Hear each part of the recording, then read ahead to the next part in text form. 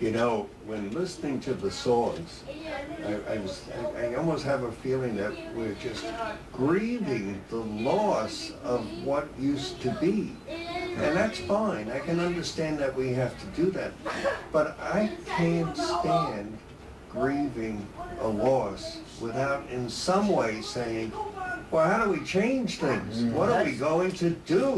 This is ridiculous. Yes, We're sitting around doing nothing, twiddling our thumbs and losing our values and our rights and our Finally, you liberties. get it, Palmer. Yeah, Yes. But we got to do something to change Yeah. that. We have to be bold. The silent majority can no longer be silent. We got to Yeah, talk but you know, up. I listen to all the talk radio stations, and they're wonderful, and they talk and they talk and they talk, but Why don't you get a nothing life? happens. That's Nothing what it is. happens. I know. They just talk. I know. They don't I'm make glad you change. brought that up, John, because I've put a lot of thought into that. What could really be done? Back when this first happened, you know, the Columbine tragedy, and I was really thinking a lot about this.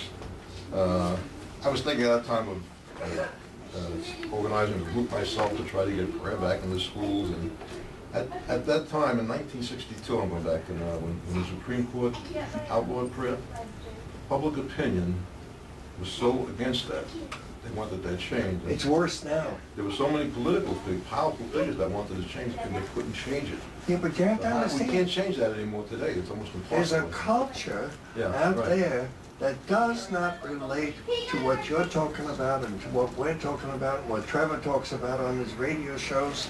You know, there's a whole culture Yeah, that yeah. doesn't even understand that God is really alive and will change the world if you just let him in. But that's the evil culture. That's the culture that's starting to take I don't give over. evil any voice at all. I think Well, it's that's a good thing. it's just not permitted. All right, gentlemen, instead of cursing the darkness, let's Let's look go at on the and light. move ahead. What do you think we can do? How can we get God back in the schools without changing the Constitution? How about getting God back inside of people? How about opening hearts That's what to you God? gentlemen are doing every week. That's the only way. You're doing a great job. That's the only way. You can take our liberties away by court rules. You can throw God out of school by court rules. You can do a lot of things by other rules. But if God is alive in your heart, nobody can take that from you. You Absolutely. know, look at the people who were martyred in the past and persecuted for their religious beliefs. And they stood with that presence of God in them, and their lives were taken. You know? Yeah. I understand what's happening in our country. I certainly see it, and I do pray about it. But you know, I can pray, but I won't have time to organize people to put prayer back in school. I just don't have the time to do that. So I do my little bit. We do it We do here. it, we evangelize, but it's all got to come from the foundation.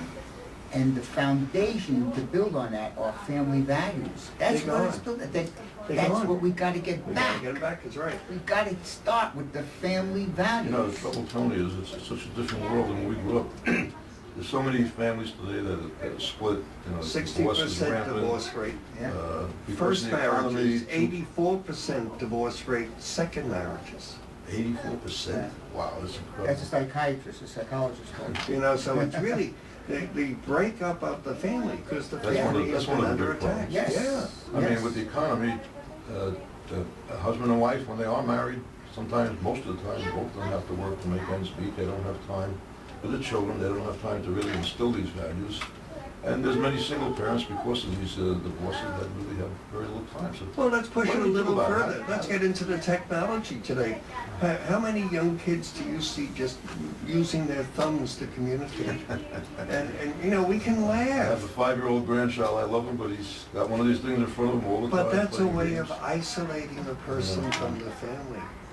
And even if you look at television, There isn't a time that you can't look at television where there isn't somebody being shot, jokes are being made about sex, or people are going to bed. The values are coming out, and then the violence I know. on television. That all affects people. John, I don't know how much we can do about the negative values. They're so ingrained in our society. I'm thinking the only way to attack this is by trying to increase the positive values again, as a counterbalance. And kids are in school like a good part of the day. How? Do you have suggestions, or your listeners have suggestions they can call in or write in, how we can get God back in the schools? My thoughts are we're never going to get prayer back in the classes because it's so ingrained in us now that it shouldn't be. The population is so diverse with different religions that it would be difficult. But what about if they taught religion in this school? I don't mean just one religion, but all religions. Let kids know what the different religions are about and what people are thinking. That would lead to more tolerance to begin with. That's one way, but I just want to say one thing. The answer to your question is, in my eyes, elementary. It's prayer. The Blessed Mother said, the Blessed Mother helped us get rid of communism in Russia by prayers, by praying. And her message was constantly, pray, pray to get rid of communism. But the Supreme Court says we can't have prayer in the schools. But So how do we- prayer will overcome Have it at that. home. We'll have it at home. Have it Prayer at will home. overcome that, Have it yes. at home. Yes, a faith in God and prayer. But what do you think about the possibility, and I don't think there's any constitutional law against this, what do you think about having a room, one room in the school? I mean, they have gymnasiums, they have special this and special that. One room where the different major religions can maybe put displays in, the Christian religion, the Ten Commandments, the Bible, and kids can go maybe to pray on their own, and that's, in that Well, You case, have to how- go after your legislators, It's another thought. and try to get it in You place. get it from the Supreme Court, That's but something I think can be done. And I think just kids being in contact with something religious, knowing there's religion, knowing there's people that believe in, haven't seen anything about God, the Ten Commandments, the Torah, the Quran, whatever it is, they should learn about all these different religions. Yeah. And then at home, they get taught their own religion in detail in their churches and so forth. See, I believe that people won't do anything unless it's in their self-interest yes, to do it. and, They won't change anything unless there's so much pain they have to change. right, and, John, and the That's the salary only time job. they own the Talk changes. about pain? Yeah.